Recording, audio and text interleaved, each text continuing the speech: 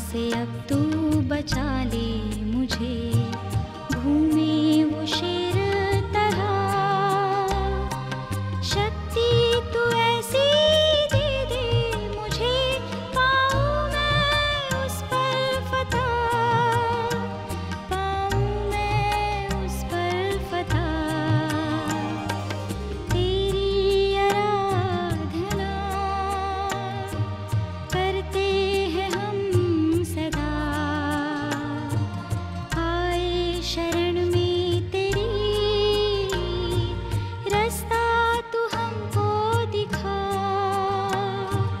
रास्ता तू हमको दिखा।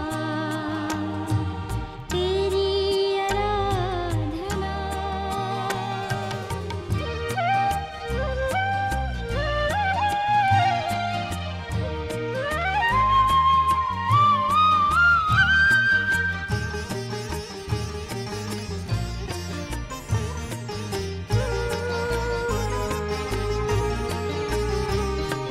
चाहत है मेरी तू दिल में बसे, भर दे सब खाली जगह। ऐसा ही मैं जीवन जीऊं, बन जाऊं तेरी तरह, बन जाऊं तेरी तरह। तेरी आराधना करते हैं हम सदा, आए शरण में तेरी, रास्ता तू हमको दिखा, रास्ता तू हमको दिखा। तेरी आराधना। स्वागत है मित्रों एक बार फिर से इस हिंदी कार्यक्रम में, जिसका नाम है उद्धार की योजना। परमेश्वर का धन्यवाद करते हैं सुंदर समय के लिए, जिसने आज फिर से हमें एक अवसर दिया है कि हम उस परमपिता परमेश्वर के महान और गहरे उद्देश्यों को जान सकें, जो आज भी बहुत से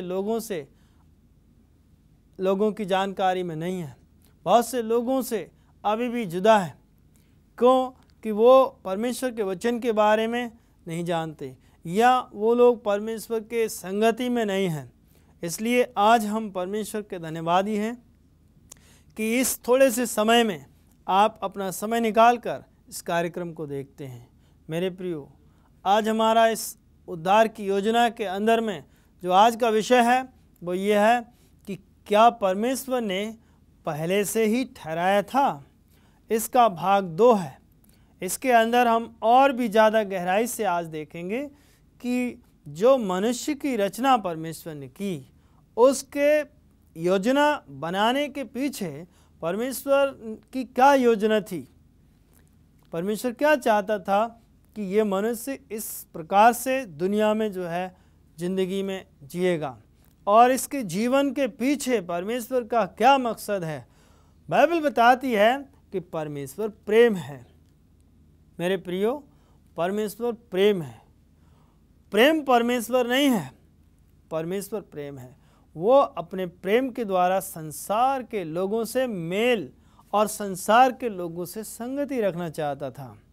वो चाहता था कि इंसान परमेश्वर के आराधना करे, परमेश्वर की उपस्थिति में बना रहे, और उसके लिए परमेश्वर ने तय किया था कि एक अच्छा जीवन बिताए, और अच्छा जीवन बिता करके पाप से दूर रहे और परमेश्वर की आराधना में, संगति में, विश्वास योग्यता में दिन प्रतिदिन बढ़ता चला जाए।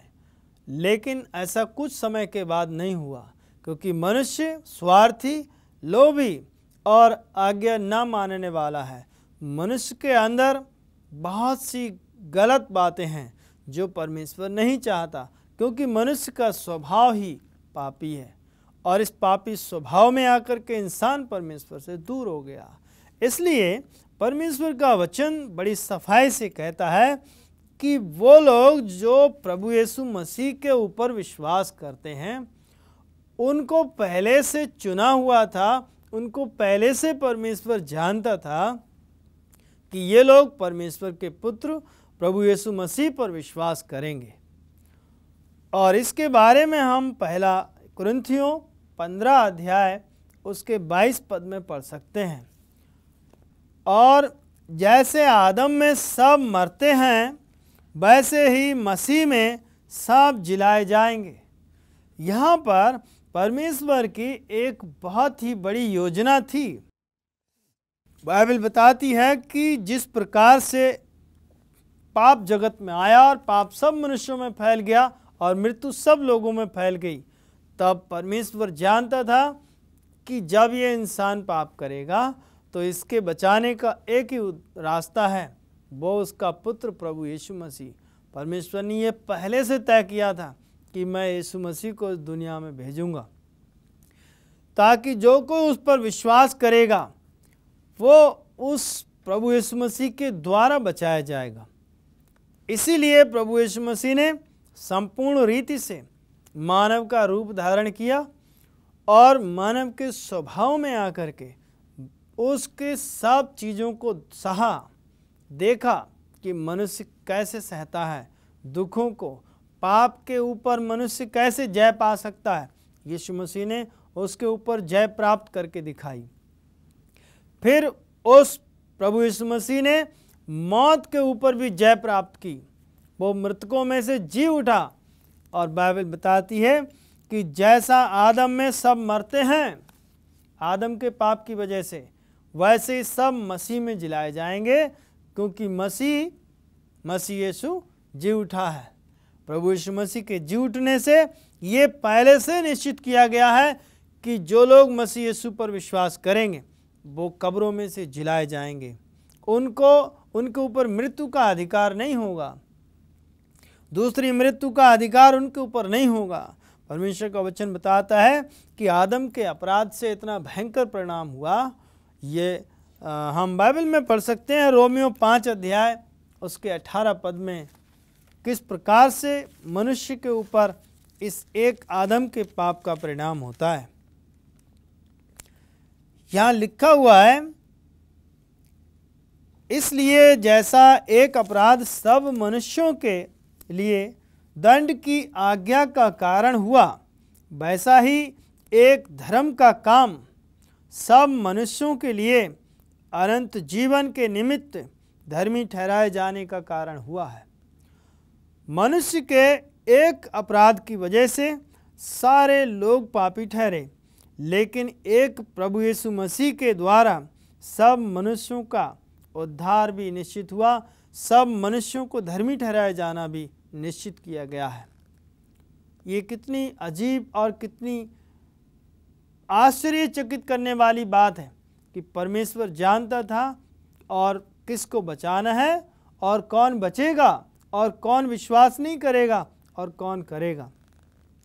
इसका एक जीता जागता उदाहरण हम बाइबल में पा सकते हैं कि जिस प्रकार से इस्राएलियों के लिए इस्राएली कौम चुनी हुई कौम थी।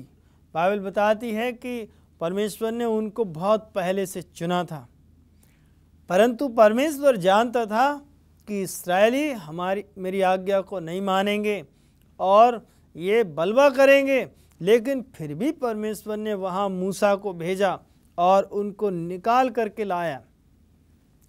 काफ़ी समय लगा, लगभग 40 साल तक वो जंगल में चलते रहे और परमेश्वर उनको एक ऐसे नगर में ले जा रहा था जो कि चुना हुआ एक ऐसा नगर था जहाँ दूध और मधु की धाराएं बहती हैं। लेकिन उस नगर में जाने के लिए वो रास्ते में 40 साल जब उन्हें चलना पड़ा तो वो कुड़कुड़ाने लगे। क्यों? क्योंकि उनका जो जीवन था वो वहाँ मिस्र के लोगों की तरह जीवन था, क्योंकि उनके बीच में रहते हुए उनके जैसे खान पान, उनकी जैसी ज़िंदगी उनकी हो गई और वो उससे दूर चले गए। मेरे प्रिय भाई बहनों, परमेश्वर का वचन बताता है, अगर आप पढ़ें इफिसियों 1 अध्याय उसके 11 पद में, तो वहाँ पर लिखा हुआ है कि यीशु मसीह के कारण परमेश्वर हमें ग्रहण करता है। हमारे अंदर कोई अपनी योग्यता नहीं है, हमारे अंदर कोई अपनी वजह से कोई खूबी नहीं है। हम तो तुच्छ निकम्मे और गुनहगार इंसान हैं, परंतु वो अगर हमें ग्रहण करता है तो प्रभु यीशु मसीह के द्वारा हमें ग्रहण करता है। बाइबल बताती है कि यीशु मसीह के द्वारा परमेश्वर हमें गोद ले लेता है और हम चुने हुए और हम गोद लिए हुए और हम वो लोग हो जाते हैं जो परमेश्वर की प्रजा के लोग हैं। इस्राएलियों को परमेश्वर जानता था, फिर भी उसने मौका दिया और 40 साल के अंदर वो कितनी बार भटक गए और हजारों मर भी गए, परंतु परमेश्वर ने फिर भी इस्राएल को छोड़ा नहीं। पवित्र शास्त्र बाइबल इसका गवाह है कि अंत में परमेश्वर ने उन्हीं इस्राएलियों में से यहोशू और कालेब को उस नगर में पहुंचाया जिसकी उसने प्रतिज्ञा उनके बड़े और उनके बुजुर्गों से की थी, पूर्वजों से की थी। उनको परमेश्वर ने उस नगर में पहुंचाया। मेरे भाई बहनों, परमेश्वर जानता है कि आप अपना जीवन परमेश्वर को देंगे या नहीं देंगे। इसके बारे में आपको खुद चुनाव करना है। समय परमेश्वर ने आपको दिया है, जानता वो है, लेकिन अगर आप जानबूझकर समय को बर्बाद करेंगे और आप उसको अपना जीवन में उद्धारकर्ता ग्रहण नहीं करते हैं तो क्या जाने आपका हाल क्या होगा, किस प्रकार से कल का दिन आपको मिलेगा या नहीं मिलेगा, यह बात आप नहीं जानते हैं। इसके बारे में आप और हम भविष्यवाणी नहीं कर सकते हैं कल क्या होगा, लेकिन आज का दिन हमारे पास है। आज जो कुछ भी है हमारे सामने है, हम चाहें तो उस पर विश्वास करें, चाहें तो नहीं करें। बाइबल बताती है इसके बारे में कि जिन्होंने विश्वास किया परमेश्वर ने उनको अपनी संतान होने का अधिकार दिया। एक मेरा मित्र था जो अब से लगभग 9 साल पहले मुझे मिला था और उसका जीवन जो है बहुत ही ख़राब रास्ते में चला गया। वो मित्र मेरा नहीं था, परंतु मैं उस शहर में गया और मेरी उससे मुलाकात हुई और थोड़ा सा मैं उससे प्रेम करने लगा और मैं कहने लगा कि भाई आपका जो जीवन है वो परमेश्वर को दे दो। क्यों? क्योंकि आप बहुत गलत सोसाइटी में जा रहे हो। और जब उससे मैंने कहा तो उसने मेरे साथ बैठकर बाइबल अध्ययन किया और अंत में वो कहने लगा कि हे भाई, बोला पास्टर साहब कि अगर आज से मैं अपना जीवन परमेश्वर को दे दूंगा, अगर मैं अभी अपना जीवन परमेश्वर को दे दूंगा तो अभी तो मेरी पूरी ज़िंदगी पड़ी हुई है और मैं जवानी का समय अभी मुझे आनंद करना है, अभी मुझे कुछ अपनी ज़िंदगी जीना है। मैं जब 50 साल का हो जाऊंगा तब मैं अपना जीवन परमेश्वर को दे दूंगा। उसने उस समय हमसे ये वायदा किया, परंतु उसने विश्वास नहीं किया और एक समय आया कि धीरे धीरे 2 साल के बाद उसका जीवन और भी ज़्यादा नरक में यानी गंदी जिंदगी में चला गया और धीरे धीरे वो गलत सोसाइटी में फंसता चला गया। और एक दिन ऐसा आया कि अपने बीवी और अपने 4 बच्चों को छोड़कर वो किसी ऐसे स्थान पर चला गया जहाँ से दोबारा कभी नहीं आया और वहाँ जीवन काटने के लिए उसे किसी की पराई स्त्री भी मिल गई और उस पराई स्त्री ने अपनी चिकनी चुपड़ी बातों में ऐसा उलझा लिया कि वो दोबारा अभी तक अपने बच्चों को लेने कभी नहीं आया। और आज उसके बच्चे बेचारे खाना के लिए, कपड़ा के लिए और सारी वस्तुओं के लिए दूसरे लोगों पर निर्भर हैं। क्यों? क्योंकि जब वो आदमी चला गया छोड़ के तो उसकी जो बीवी थी वो भी जवान थी और वो भी बच्चों को छोड़कर चली गई और उसकी जो दादी है वो उन बच्चों को पाल रही है। ना उसके पास खिलाने के लिए है, ना उसके पास पहनाने के लिए है और ना उसके पास पढ़ाने के लिए है। आज जब भी मैं कभी उधर जा कर के उन बच्चों को देखता हूँ तो मुझे बहुत ही तरस आता है और दया आती है। मेरे प्रियो, ऐसे लोग जो परमेश्वर की आवाज़ को नहीं सुनते, गंदी रास्तों में, बुरे लोगों की संगति में फंसते चले जाते हैं, अंततः वो बर्बाद हो जाते हैं और उनका जीवन का अंत हो जाता है। उनका जीवन का कोई भी सही निर्णय नहीं ले पाते हैं और वो परमेश्वर से भटक जाते हैं। मेरे प्रिय भाई बहनों, परमेश्वर चाहता है वो हमें और आपको सही मार्ग पे ले जाए। हमारा और आपका अपने भविष्यवक्ताओं के द्वारा, अपने नबियों के द्वारा मार्गदर्शन करता है ताकि हम सत्य को जान सकें। परमेश्वर का वचन बताता है कि प्रभु परमेश्वर ने पूरे जगत से, पूरी दुनिया से ऐसा प्रेम किया। यूहन्ना 3 अध्याय उसके 16 पद में हम पढ़ेंगे।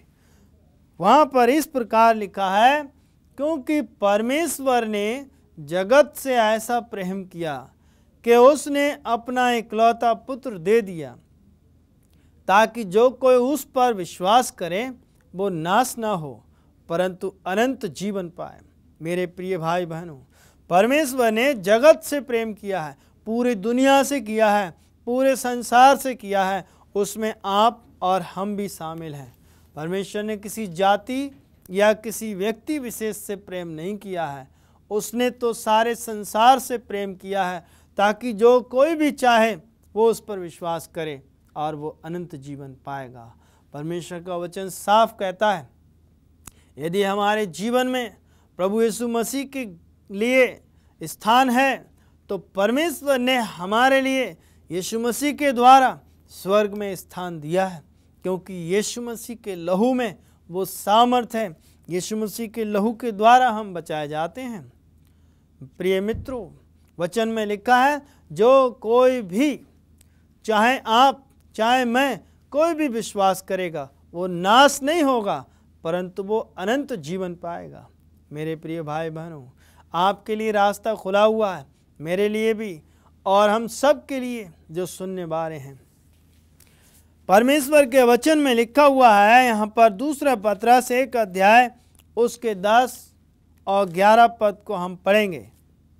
इस कारण हे भाइयों, अपने बुलाए जाने और चुन लिए जाने को सिद्ध करने का भली भांति यत्न करते जाओ, क्योंकि यदि ऐसा करोगे तो कभी ठोकर न खाओगे, वरन इस रीति से तुम हमारे प्रभु और उद्धारकर्ता यीशु मसीह के अनंत राज्य में बड़े आदर के साथ प्रवेश करने पाओगे।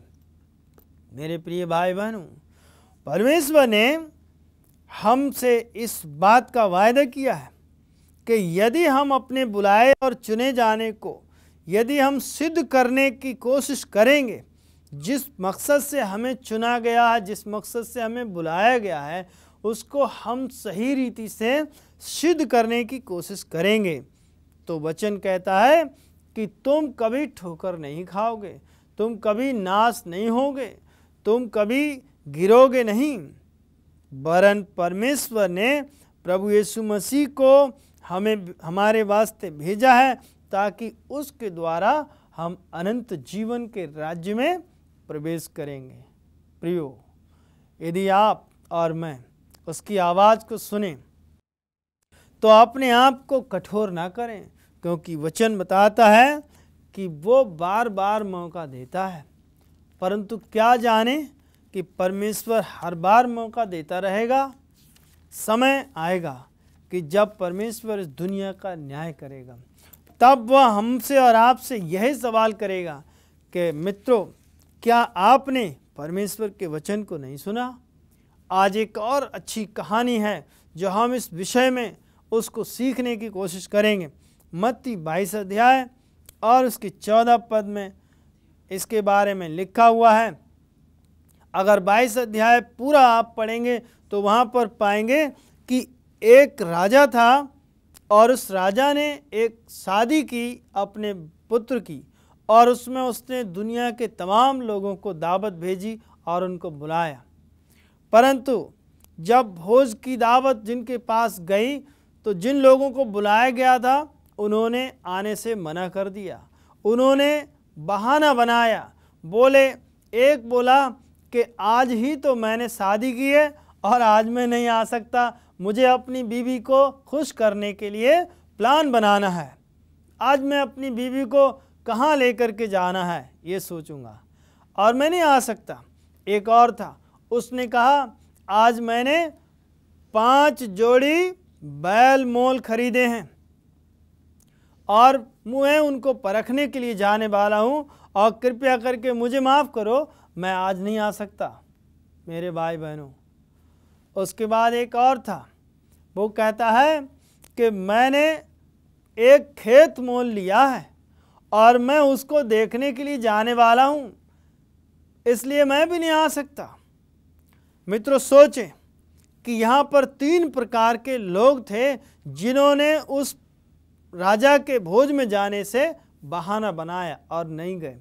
ये तीनों लोगों का अगर आप जीवन देखें तो ये तीनों लोग धर्मी थे, वो धनी थे और धनी थे परंतु अपने आप को धर्मी समझ रहे थे कि मेरे पास इतना कुछ तो है, अब मुझे किसी चीज़ की ज़रूरत नहीं है। क्योंकि जो खेत मोल ले सकता है वो कोई साधारण इंसान नहीं हो सकता है और जो शादी करता है वो भी साधारण इंसान नहीं, हालांकि शादी तो गरीब और अमीर सभी करते हैं। और दूसरा एक जो 5 जोड़ी बैल मोल ले सकता है वो भी साधारण इंसान नहीं होगा। लेकिन इनके जीवन में प्राथमिकता किस बात को थी? अपनी स्वयं की धार्मिकता पर। ये सोचते थे कि हमारे पास सब कुछ है, हमको किसी चीज़ की ज़रूरत नहीं है और राजा के भोज में नहीं गए।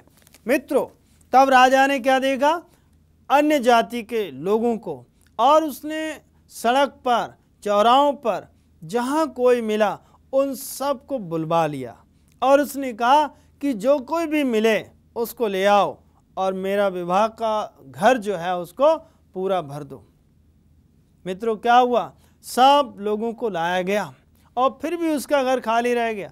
तब राजा ने कहा अब जाओ, अब जो भी तुम्हें मिले, अंधा, लूला, लंगड़ा, गरीब, अमीर, सब को ले आओ। और फिर लाया गया और सब प्रकार के लोगों से वो भवन भर गया। और राजा उस गृह के द्वार पर खड़ा था और जो कोई भी उसके अंदर जा रहा था, राजा उसका स्वागत करके उसको राजशाही पोशाक पहना रहा था। मित्रों, इस राज्य में, इस घर में दावत खाने के लिए एक ऐसा आदमी है जो स्वयं के धर्म पर, स्वयं की अपनी पदवी पर भरोसा करते हुए वो किसी तरह से छुप करके उस घर में अंदर पहुंच जाता है। और जब राजा अपने लोगों को देखने के लिए आया, उसने अपने सब बुलाए हुए मेहमानों से मिलने के लिए जब राजा आया तो उसने क्या देखा कि सब लोग तो राजशाही वस्त्र पहने हुए हैं, लेकिन ये एक आदमी बिना कपड़े पहने कैसे आ गया, बिना शादी की पोशाक पहने कैसे आ गया। मित्रों, यहाँ पर बहुत गंभीर सवाल है। आप सोचिए कि जब सड़कों, चौराहों पर और गलियों पर से लोगों को बुलाया गया था, जब अंधे, लूले, लंगड़े और भिखारी गरीबों को वहाँ बुलाया गया था, तो क्या आप सोचते हैं कि वो शादी के अच्छे वस्त्र पहन करके आए होंगे? क्या वो राजशाही पोशाक पहन के आए होंगे? नहीं। परमेश्वर का वचन बताता है कि राजा ने उनके लिए स्वयं राजशाही पोशाक पहना करके अपने राज्य के अंदर में लिया। क्यों? ताकि उसके राज्य में जो आए पता चले कि ये कौन लोग हैं, किसके यहाँ पर आए हुए हैं। परंतु एक आदमी अपनी धार्मिकता पर विश्वास करता है।